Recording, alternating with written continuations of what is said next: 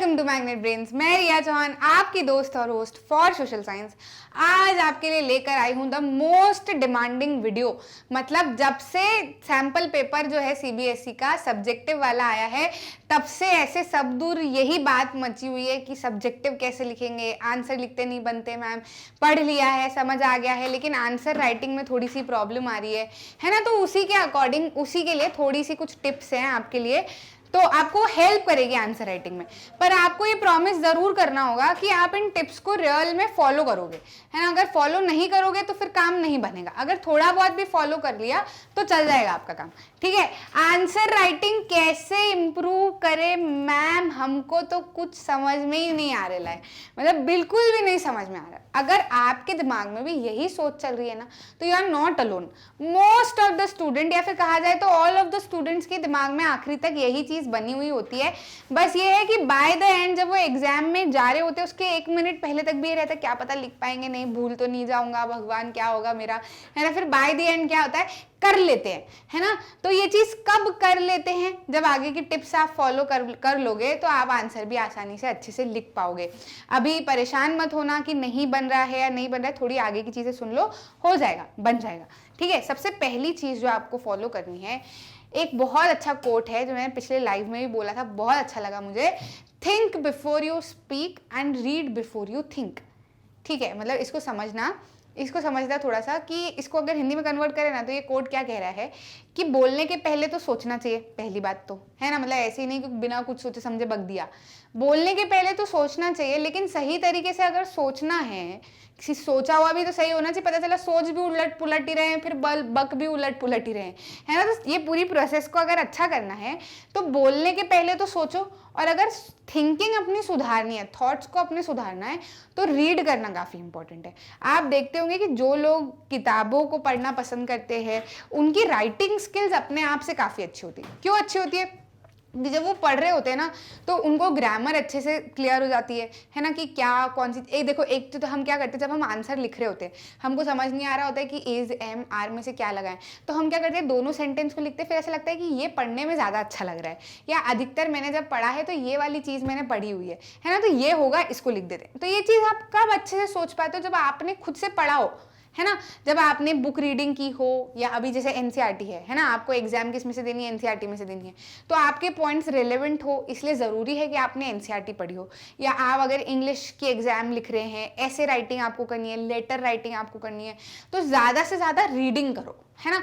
जितनी ज़्यादा रीडिंग करोगे ना, उतने तरीके पता चलेंगे कि अच्छा इसको और ऐसे लिखा जा सकता है, इस बात को और ऐसे कहा जा सकता है, अच्छा कितना क्लियर तरीके से समझ में आ गया। मतलब कई बार ऐसा होता है ना कि हमको पता तो होता है हमको क्या लिखना होता है, लेकिन हमको शब्द नहीं मिल रहे होते हैं, है ना। ऐसा लगता है मालूम है मेरे को, पर शब्द दिमाग में नहीं आ रहा, गले में अटक रहा है। तो वो क्यों अटक रहा होता है? क्योंकि आपने ढंग से रीडिंग नहीं की होती है। आप ज़्यादा से ज़्यादा रीडिंग पे फोकस करो, ठीक है। समझ आया? जितनी ज़्यादा रीडिंग करोगे उतनी राइटिंग स्किल्स आपकी अपने आप सुधरेगी, ठीक है। सबसे पहला पॉइंट तो ये चीज़ आपको रखना ही रखना है। मतलब आगे बढ़ने से पहले, आंसर लिखने से पहले, अभी इस पॉइंट पे ज़रूरी है कि आपने एनसीईआरटी अच्छे से पढ़ी हो, है ना। एनसीईआरटी जब आपने अच्छे से पढ़ी है, उसकी रीडिंग बढ़िया से आपने लगाई हुई है, हर पॉइंट को अच्छे से समझा हुआ है, तो फिर आपको दूसरा पॉइंट अब लगाना है कि जब आप सेकंड रीडिंग कर रहे हो, तो अब सिर्फ रीडिंग मत करो। अब क्या करो, हर पैराग्राफ में से, हर टॉपिक में से क्वेश्चन निकालने की कोशिश करो कि यहाँ से क्या क्वेश्चन पूछा जा सकता है, इस टॉपिक में से क्या क्वेश्चन पूछा जा सकता है, इसमें से क्या पूछा जा सकता है। जब आप ये सारी चीज़ें कर लोगे ना, तो आपके मोस्ट ऑफ द क्वेश्चन तो कवर हो जाएंगे। फिर खाली बस पूछा जा सकता है पे नहीं अटकना है, उसका आंसर भी खुद से ढूंढना है कि अच्छा ये क्वेश्चन अगर आ गया तो मैं इसका आंसर क्या लिखूंगा, और लिखना, ठीक है। तो आपको क्या करना है, make questions from every paragraph, every topic, try answering yourself. अब जैसे लॉन्ग आंसर कहाँ से बनते हैं ना, पूरे के पूरे टॉपिक का कंक्लूजन लिख देते हैं वो क्वेश्चन में बना के, ठीक है। अब आपको जैसे नेशनलिज्म इन इंडिया के अंदर आप देख लो, सेंस ऑफ कलेक्टिव बिलोंगिंगनेस है ना, तो उसके अंदर सेंस ऑफ कलेक्टिव बिलोंगिंगनेस पे वो पूछ लेते हैं कि भैया कैसे नेशनलिज्म की फीलिंग लोगों के अंदर अर्ज कराई गई, है ना, या फिर कैसे फीलिंग जो है वो लाई गई, ठीक है। वो ऐसे करके लिख देंगे वहां पे। अब आपको क्या करना है, पूरे टॉपिक का रस निकाल के वहां पर लिख देना है, ठीक है। तो लॉन्ग आंसर आपके कब कवर हो जाएंगे, जब आपने हर टॉपिक में से क्वेश्चन निकालना सीख लिया हो। शॉर्ट, वेरी शॉर्ट तब आपके कवर हो जाएंगे जब आपने हर पैराग्राफ में से क्वेश्चन निकाल के आंसर लिख लिया हो, है ना। तो क्योंकि क्या है ना कि आपकी जो एनसीईआरटी है वही सारे बच्चों के पास है और वही वाली बुक एग्जामिनर के पास भी है। तो वो कुछ एनसीईआरटी से बाहर नहीं पूछेगा, पूछेगा तो वो उसी में से, ठीक है। अब आपका कब मैक्सिमम सिलेबस कवर हो रखा होगा, जब आपने हर पैराग्राफ को ध्यान से पढ़ा है ना। अब जैसे मैंने जो टेस्ट पेपर बनाए हैं या इंपॉर्टेंट क्वेश्चंस बनाए, ये सब इसी हिसाब से बनाए। अब टेस्ट पेपर में तो मैंने कोशिश की कि मैक्सिमम में से क्वेश्चन निकल जाए। आज दिक्कत आएगी, आज आंसर लिख लोगे, वहां ये नहीं लगेगा कि कुछ नया ही पूछ लिया, है ना। तो ये करना शुरू करो, मतलब क्योंकि बाय द एंड आपको एनसीईआरटी रीड करने के लिए वहां नहीं आना। रीडिंग का इंपॉर्टेंस ये है कि आप आंसर अच्छे से लिख पाओगे, ठीक है, लेकिन आपको क्वेश्चन भी बनाना जरूरी है। आप क्या करो, साथ साथ में जैसे जैसे पढ़ते थे, एक रीडिंग तो ले ली बढ़िया सी, है ना, एक पूरी अच्छी रीडिंग ले ली विद पैराग्राफ, पूरा स्टोरी जैसे मान लो हिस्ट्री के आंसर नहीं बन रहे, तो पहले तो हिस्ट्री को पूरा स्टोरी जैसे समझो, ठीक है, कि ये हुआ ये हुआ ये हुआ ये हुआ ये हुआ, इसके बाद ये हुआ, इसके बाद ये हुआ, है ना। तो आपको इवेंट्स हमेशा याद रहेंगे, ठीक, डेट्स भी इसी तरीके से आपको याद रहेंगी। अगर आप इंग्लिश हो या फिर कोई दूसरे सब्जेक्ट के लिए अगर आप पढ़ाई कर रहे हो या जो भी कर रहे हो, तो पहले तो एक उसकी समरी निकाल लो कि इस चैप्टर के अंदर क्या बोल रहा है, तो आपकी पहली रीडिंग तो खत्म हो जाएगी। फिर उसके बाद जब आप दूसरी रीडिंग कर रहे हो, उसी चैप्टर को वापस से उठा रहे हो, मतलब तो फिर हर पैराग्राफ में, ये मैं हर सब्जेक्ट के लिए बोल रही हूँ, सिर्फ सोशल साइंस के लिए नहीं, हर सब्जेक्ट के लिए बोल रही हूँ, आपको हर सब्जेक्ट में मदद मिलेगी। आप हर पैराग्राफ में से क्वेश्चन निकालने की कोशिश करो कि यहाँ से क्या क्वेश्चन बन सकता है। आज अपनी गलतियां निकाल लोगे तो कल दूसरा बंदा आपकी गलतियां नहीं निकालेगा एग्जाम में, क्लियर है ना। और उसके बाद अपना आंसर खुद से लिखने की कोशिश करो। अच्छा ये क्वेश्चन है, इसका आंसर क्या होगा, कितने पॉइंट में लिखूंगा, क्या इंट्रोडक्टरी लाइन लिखूंगा, क्या कंक्लूजन वाली लाइन लिखूंगा। तो ऐसे करते करते धीरे धीरे, अब मान लो वही वाला क्वेश्चन अगर एग्जाम में बैठ गया, ठीक है, जो कि बैठेगा, है ना, बैठता है, ऐसे ही क्वेश्चन बनते हैं, जैसे आप बनाने की कोशिश कर रहे होगे ना वैसे ही क्वेश्चन, वो एग्जाम में बैठ गया, तो आपको नया नहीं लगेगा, आपको लगेगा मैंने लिखा है। शब्द भी आपको मिलेंगे, पॉइंट्स भी आपको मिलेंगे, इंट्रोडक्टरी लाइन भी मिलेगी, कंक्लूजन लाइन मिलेगी। अगर मान लो भूल जाओगे तो थोड़ा सा और खुद को फोर्स करोगे ना, तो आपको पूरा का पूरा आंसर भी याद रहेगा, क्लियर है ना। तो ये दूसरी चीज आपको ध्यान रखने की जरूरत है। तीसरी चीज आपको क्या करनी है कि सीबीएसई का सैंपल पेपर जरूर सॉल्व करना।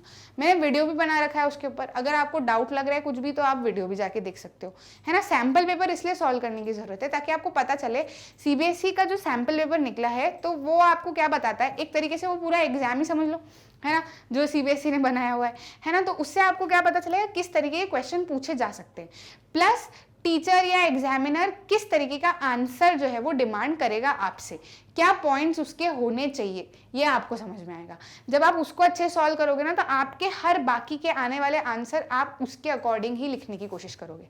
मार्किंग स्कीम को अच्छे से समझना, मैंने वीडियो के अंदर हर क्वेश्चन के साथ में मार्किंग स्कीम के अकॉर्डिंग ही आंसर लिखे, है ना। तो अपने जो आने वाले क्वेश्चन हैं, या फिर आप क्वेश्चन एनसीईआरटी के सॉल्व कर रहे हो, या टेस्ट पेपर के क्वेश्चन सॉल्व कर रहे हो, या फिर आप कुछ अलग पुराने ईयर के क्वेश्चन पेपर निकाल के सॉल्व कर रहे हो, तो पॉइंट्स आपके रिलेवेंट होने चाहिए, टू द पॉइंट होने चाहिए। मतलब ऐसा नहीं कि बड़ा करना है तो कुछ तो भी अनशन खींचे जा रहे हैं। आप सोचो कि आपके पास में कॉपी आई, बच्चे ने कुछ तो भी अनशन आंसर खींचा हुआ है या फालतू लंबा करने की कोशिश की है, तो आप उसको नंबर दोगे क्या, नहीं दोगे, है ना। तो आप को ये पॉइंट भी मैं आगे आपको समझाऊंगी, है ना। तो आपको क्या करना है, अपने चीज़ों के ऊपर ध्यान रखना है। सीबीएसई ने जो सैंपल पेपर बनाया, मार्किंग स्कीम कैसी निकाली है, किस क्वेश्चन में क्या क्या पॉइंट्स उन्होंने इंक्लूड किए, उसको थोड़ा बहुत आप एलैबोरेट कर सकते हो, है ना। जैसे 5 नंबर में उन्होंने सिर्फ 5 पॉइंट लिख दिए हैं या 4 पॉइंट लिख दिए हैं, तो उन पॉइंट को आप थोड़ा बहुत एलैबोरेट कर सकते हो। आंसर आपको थोड़ा सा बड़ा लिखना है, वो भी बुक से थोड़ा रिलेटेड ही होना चाहिए, आपकी कहानी से थोड़ा रिलेटेड ही होना चाहिए।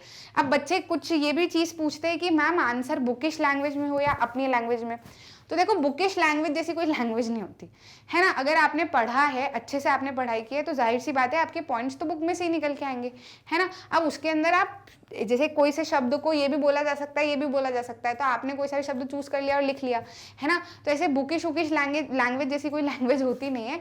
आपको बन रहा है, अच्छे से आ रहा है, आप लिखो, ठीक है। आपको एनसीईआरटी का ही याद आ रहा है, आप लिखो, बिल्कुल 100% नो प्रॉब्लम।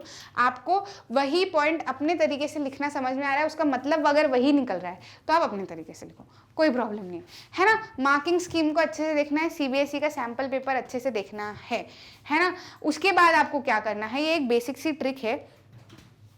देखो क्या होता है ना कि जब हम आंसर लिख रहे होते हैं, आप इमेजिन करो कि आप एग्जाम में ही बैठे हो, है ना। जब आप एग्जाम में बैठे होते हो तो आपने क्वेश्चन पढ़ा, उसके बाद ना आपका दिमाग फट से एनसीईआरटी पे पहुंच जाता है कि यार कहाँ मिलेगा इसका आंसर मेरे को, कहाँ मिलेगा इसका आंसर मेरे को, है ना। ऐसा लगता है कि नहीं लगता है अपने को कि आंसर हम क्या एनसीईआरटी में ढूंढ रहे होते हैं।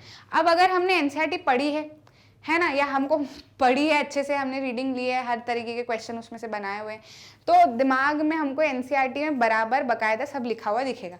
वहीं अगर आपने नहीं पढ़ी है तो वही एनसीईआरटी दिमाग में खाली दिखेगी, है ना। तो ये चीज़ पहली बात तो पढ़ना ज़रूरी है। अब जब ये प्रोसेस फाइनल एग्जाम में भी यही होने वाली है तो क्यों ना अभी से हम जो क्वेश्चन सॉल्व करें उसको इसी तरीके से सॉल्व करें, है ना, ताकि हमको वहाँ पर एनसीईआरटी में कुछ लिखा हुआ दिखे। तो आपको क्या करना है, सबसे पहले कोई भी रैंडम क्वेश्चन आप उठाओ पैराग्राफ में से, है ना, कि कोई भी रैंडम क्वेश्चन, या टेस्ट पेपर जो मेरे निकल रहे हैं ना, आप उसमें से ही क्वेश्चन उठा लो, ठीक है। मतलब सॉल्यूशन वीडियो मत देखना, पहले जो खाली टेस्ट पेपर है जिसके अंदर आंसर नहीं लिखे होते, गूगल ड्राइव की जो लिंक होती है उसके अंदर आप क्या करना कि टेस्ट पेपर का क्वेश्चन उठाना, ठीक है। अब जब आप क्वेश्चन उठा रहे हो तो आप पहले उसको क्या करो, हिंदी में कन्वर्ट करो। पहले क्वेश्चन को पढ़ो, है ना, सबसे पहले क्वेश्चन को पढ़ो, रीड द क्वेश्चन, या फिर टेक द रैंडम क्वेश्चन, है ना, आर इसके लिए रैंडम क्वेश्चन, ठीक है। रैंडम क्वेश्चन आप उठा लो, उसके बाद में क्या करो ना, हिंदी में कन्वर्ट करो। अब हिंदी में कन्वर्ट करना इसलिए इंपॉर्टेंट है क्योंकि कई बार ऐसा होता है कि एक ही क्वेश्चन को अलग अलग तरीके से घुमा के बोल दिया जाता है। अब उसका भी मीनिंग हिंदी का यही है और जो नॉर्मल जो हमको आता है उसका भी हिंदी का मीनिंग यही है ना। या फिर जैसे अभी आप रैंडम क्वेश्चन उठा रहे हो, आपने अपने हिसाब से सिंपल भाषा में उसका क्वेश्चन बनाया और आप अपना आंसर लिख रहे हो। अब उसी क्वेश्चन को कुछ घुमा फिरा के वहाँ पे पूछ लिया, अब यहाँ पे आपने हिंदी में कन्वर्ट करा हुआ, आपको याद है, वहाँ पे जब आप उसी को हिंदी में कन्वर्ट करोगे हिंदी में मतलब सेम ही निकलता है, तो आपको याद आ जाएगा अरे इसका आंसर तो यही लिखना है, क्लियर है ना। तो वो घुमा फिरा के भी देंगे ना तो आप अपना आंसर लिख पाओगे। दूसरी स्टेप होगी, तीसरी स्टेप अपने को क्या करना है, माइंड सर्च करना है एनसीईआरटी की। तो अभी से जो टेस्ट पेपर सॉल्व कर रहे हो, जो स्कूल में एग्जाम दे रहे हो, जो प्रीवियस ईयर क्वेश्चन सॉल्व कर रहे हो, जो सैम्पल पेपर आप सॉल्व कर रहे हो, उसके अंदर भी यही करो कि माइंड सर्च करो एनसीईआरटी का, है ना, ढूंढो कि कहाँ मिलेगा सामने नहीं, दिमाग में। फिर उसके बाद में सोचो कि क्या आंसर लिखना है। ऐसे दिखते से ही आंसर मत लिखने बैठ जाना, दिखते से ही हम क्या आंसर लिखने बैठ जाते हैं ना, कई बार क्वेश्चन कुछ और पूछता है और हम लिखने कुछ और बैठ जाते हैं। हम अक्सर वो लिखने बैठते हैं जो हमको आता है ना, वो नहीं लिखने बैठते जो क्वेश्चन पूछ रहा है, ठीक है। तो अपने को थोड़ा सा समझने की जरूरत है। मुश्किल से 10 सेकेंड का काम है ये स्टेप्स भले से ज़्यादा दिख रही होंगी पर वहाँ पे क्या है, या फिर आंसर जब भी हम लिख रहे होते हैं हमारे पास में समय कम होता है, फटफट दिमाग चलता है, ठीक है। तो दिमाग ना फटफट चलेगा, प्रोसेस अभी से उसकी लगाना शुरू कर दो, ठीक। तो अभी से माइंड सर्च आप करो, अभी से उसको हिंदी में कन्वर्ट करो, अभी से आंसर लिखने की कोशिश करो। जब आप आंसर लिख रहे हो 2 सेकंड के लिए रुको, सोचो कि मेरे क्या पॉइंट्स होने चाहिए, फिर पॉइंट लिखो, है ना। तो आपकी मिस्टेक यहाँ पर इस तरीके से रुक जाएगी। आप हो सकता है कुछ गलत लिखने वाले हो रहे होंगे लेकिन अब आप सही लिखोगे, क्लियर है। उसके बाद में लिखो, ठीक है। तो ये ट्रिक आपको एक बेसिक सी जो है वो ये ट्रिक आपको रखनी है अपने दिमाग में, है ना, ताकि आपका आंसर 110% सही जाए, ठीक है, क्लियर है। तो ये चीज़ सिर्फ एग्जाम में नहीं करनी, अभी से शुरू कर देनी है। जैसे जैसे आप आंसर लिखने की कोशिश कर रहे हो ना, अभी से शुरू कर दो। नेक्स्ट चीज़ आपको क्या करनी है, जितना हो सके रीडिंग आपने लगा ली है, अब उसको क्या करो, रिवाइज करो और लिखने की कोशिश करो, रिवाइज करो, लिखने की कोशिश करो, रिवाइज करो, लिखने की कोशिश करो। इंपॉर्टेंट क्वेश्चन सॉल्व करो, प्रीवियस ईयर पेपर सॉल्व करो, टेस्ट पेपर सॉल्व करो, जितनी प्रैक्टिस हो सकती है इतनी प्रैक्टिस करो, है ना। मतलब अभी तक ऐसा है कि ऑलमोस्ट सभी ने पढ़ लिया है, जो किताब में लिखा है वो सभी ने पढ़ लिया है। अब जीतेगा वही या आंसर वही अच्छे से लिख पाएगा जिसने प्रैक्टिस की, है ना। और ये प्रैक्टिस की आदत अभी से पड़ जाएगी ना, तो इसके बाद में अगर आप किसी कॉम्पिटिटिव एग्जाम की भी तैयारी करोगे तो वहाँ पर भी ज़रूरी है आपको क्वेश्चन सॉल्व करना। सिर्फ आप सोचोगे कंसेप्ट को ही बार बार पढ़ते रहो, कंसेप्ट को तो आप 2 बार पढ़ोगे ना तब भी आपके दिमाग में सबकॉन्शियसली वो रह जाएगा। थोड़ा जोर डालोगे आपको कंसेप्ट याद आ जाएगा, लेकिन आंसर लिखते नहीं बनेगा, है ना, या फिर आंसर ढूंढने की क्षमता दिमाग नहीं रख पाएगा। वो कब रख पाएगा, जब उसने मैक्सिमम क्वेश्चन सॉल्व करे हुए इस तरीके की चीज़ें उसने पहले की हुई है ना, तभी आपका दिमाग पीक पे चलेगा, बढ़िया से आंसर लिख पाएगा, ठीक। तो ये चीज़ का आपको ज़्यादा से ज़्यादा ध्यान रखना है। प्रीवियस ईयर के क्वेश्चन सॉल्व करने हैं, टेस्ट पेपर जो दे रहे हैं वो सॉल्व करना है, इंपॉर्टेंट क्वेश्चन जो मैं दे रही हूँ वो भी आपको सॉल्व करना है, मैक्सिमम चीज़ें आपकी कवर हो जाएंगी। एनसीईआरटी के क्वेश्चन तो बिल्कुल भी मत भूलना, घर की मुर्गी दाल बराबर होती है, लेकिन हम उसको स्किप कर जाते हैं, हम रहन देते हैं उसको। रेफरेंस बुक को आप ले लेते हो कि यार उसको मैंने देखा, वो तो ये पढ़ रहा था, मैं भी पढ़ लूँ क्या, नहीं, कोई ज़रूरत नहीं है। रेफरेंस बुक में भी एनसीईआरटी में से ही निकाले हुए क्वेश्चन होते हैं। फालतू अपना 10 किताबों को पढ़ने का कोई मतलब नहीं है। एक किताब को 10 बार पढ़ लोगे ना तो वही काम आपका करेगा बराबर, ठीक है, क्लियर है। तो ये चीज़ आपको ज़रूर से करनी है, इससे आपकी आंसर राइटिंग बहुत अच्छे से सुधरेगी। भूलने का क्या करें, सबसे बड़ी प्रॉब्लम है कि भूलने का क्या करें। अब देखो, जब हम भूलते हैं ना, क्या होता है कि मैं आंसर लिख रही हूँ, अब मैं भूल गई कोई सा पॉइंट, ठीक है। तो अभी यहाँ पर जब मैं घर पे हूँ, आंसर लिख रही हूँ, कोई सा पॉइंट मैं भूल गई, तो मैं क्या करूँ, फट से एनसीईआरटी में धीरे से देख लूँ, धीरे से नहीं, भले आप बिल्कुल बिंदास बेझक देखो कि क्या पॉइंट आना चाहिए, आज देख लो, है ना। तो आज देखो, फिर उसकी ट्रिक बना लो अपने दिमाग में, उसकी ट्रिक बना लो अपने दिमाग में, कोई कोड बना लो उसका अपने दिमाग में, है ना। या फिर मेरे साथ में तो कई बार ऐसा होता था कि अगर मैं देख लेती थी ना तो मुझे एग्जाम में याद रहता था कि ये पॉइंट मैं भूली थी, मैंने देखा था, क्या था, याद आ जाता है ना। तो याद आ जाता है फट से। तो यहाँ पर अभी जोर नहीं देना, यहाँ पर हम खुद की एग्जाम नहीं ले रहे, यहाँ हम अपने आप को उस रणभूमि के लिए प्रिपेयर कर रहे हैं, है ना। तो यहाँ पे जितना याद रखने के अलग अलग ट्रिक आप निकाल सकते हो उतनी निकालो, है। मतलब ऐसा बोल दिया तो ऐसा नहीं कि आंसर ही देख देख के लिखना शुरू कर दिया। कोशिश पहले तो यही करो कि मन से लिखो, पर कोई वर्ड भूल रहे हो तो उस पर भी जोर डालो कि खुद से याद आ जाए। जब खुद से याद आ जाएगा तो और भी बढ़िया बात, कभी नहीं भूलोगे। पर ऐसा लग रहा है कि बहुत देर हो गई, सोचते सोचते नहीं बन रहा है, नहीं याद आ रहा है ना। तो फिर आप थोड़ा सा देख लो कि ये वर्ड क्या था, फट से बंद कर दो और फिर लिखने की कोशिश करो आगे, है ना। तो आपका आंसर ऐसे भी बहुत बढ़िया बनेगा। Try writing on your own first. सबसे पहले तो खुद से लिखने की कोशिश करो। मेक कोड वर्ड्स, अगर कोई लाइन नहीं याद आ रही है तो फिर उसको देख लो एंड स्टार्ट राइटिंग अगेन, है ना। खुद से वापस किताब बंद करके पूरा का पूरा मत देखने लग जाना वापस से, ठीक है। नेक्स्ट चीज आपको क्या करनी है, take your own exam and be your own examiner. हमेशा हमेशा ये चीज ध्यान रखना, आप भले 10th की एग्जाम दे रहे हो, लाइफ में कुछ भी कर रहे हो, हमेशा खुद की एग्जाम खुद से लो और खुद के एग्जामिनर खुद ही बनो। आज आप अपने क्रिटिक्स खुद से निकालोगे, दूसरा बंदा नहीं निकाल पाएगा, है ना। और हमको बुरा भी लगेगा, नंबर कम आए।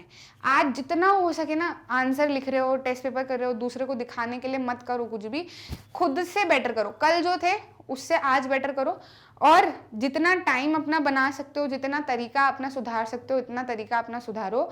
हर क्वेश्चन के साथ में कुछ अच्छा करने की कोशिश करो कि इसमें पिछली बार ये मिस्टेक की थी, इस बार मेरे को ये मिस्टेक नहीं करनी है ना। और ऐसा नहीं कि चैलेंजेस ऑफ पॉलिटिकल पार्टीज में बहुत बार लिख लिया है अब नहीं लिखूंगा, नहीं, लिखो, फिर से लिखो, बिल्कुल याद रहेगा। और ऐसे में क्या होता है ना, ये जो प्रॉब्लम है हमारी कि मैम एग्जाम में टाइम कैसे मेंटेन करें, तो वो टाइम भी आपका तभी मेंटेन हो पाएगा जब आपने ऑलरेडी वो क्वेश्चन कभी ना कभी अटेम्प्ट किया हुआ हो। तो अब आप एग्जाम में ना फटाफट लिख पाओगे। वहीं अगर आपको क्वेश्चन पहली बार ही दिख रहा है तो आपके दिमाग को ज़्यादा समय लगेगा सोचने के लिए कि क्या पॉइंट लिखना है, नहीं ये काट दिया फिर लिखा, तो ऐसे में फिर टाइम आपका बर्बाद होता है, ठीक है। टाइम मैनेजमेंट रखना भी बहुत ही ज़्यादा इम्पॉर्टेंट है।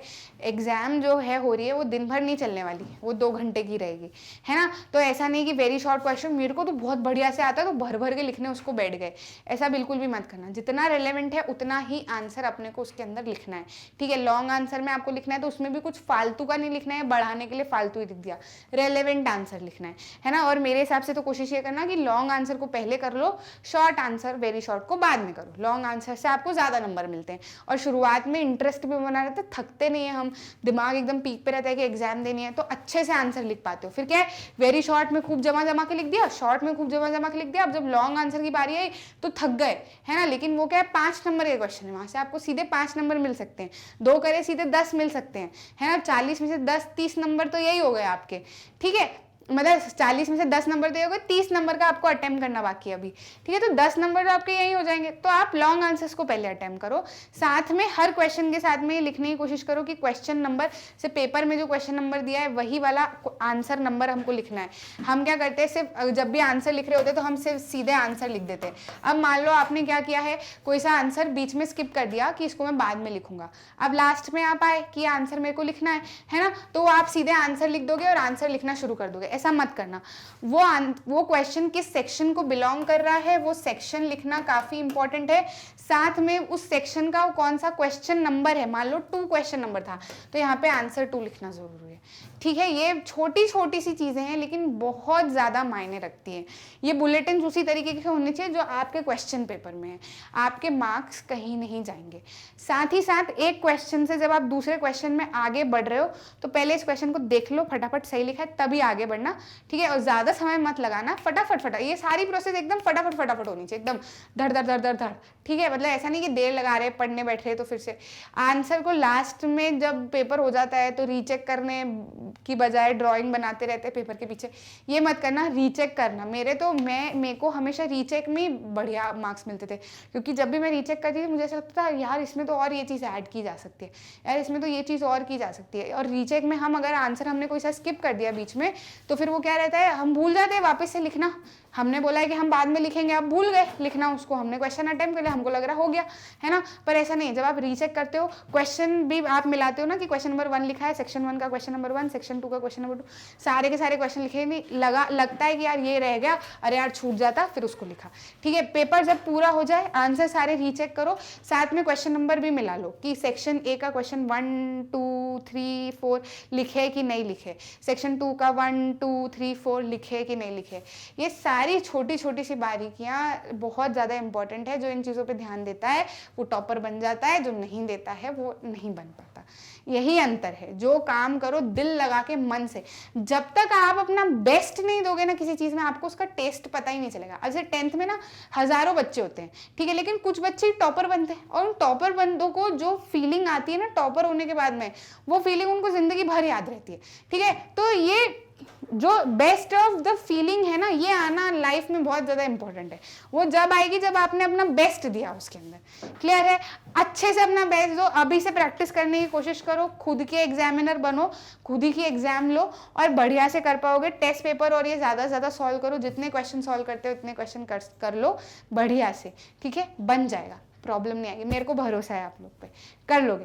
ठीक, हिंदी मीडियम चैनल भी हमारा बन चुका है, सब्सक्राइब कर सकते हैं। From kindergarten to 12th, NTSC olympiad, English medium, Hindi medium, सब कुछ फ्री ऑफ कॉस्ट अवेलेबल है। Tips, tricks, test paper, important question, शुरू से आखिरी तक हम हर चीज़ में आपका साथ देते हैं, ताकि आप अपनी लाइफ में बहुत अच्छा कुछ एक्सेल कर सको। 1 या 2 वीडियो दिखाकर हम कोई सब्सक्रिप्शन पैकेज नहीं मांगते, सब कुछ एकदम फ्री ऑफ कॉस्ट अवेलेबल है। अच्छा लगा तो लाइक करना, शेयर करना अपने दोस्तों के साथ में, और चैनल को सब्सक्राइब करना ताकि आप कोई भी इंपॉर्टेंट वीडियो मिस ना कर जाए। मिलते हैं अगले वीडियो।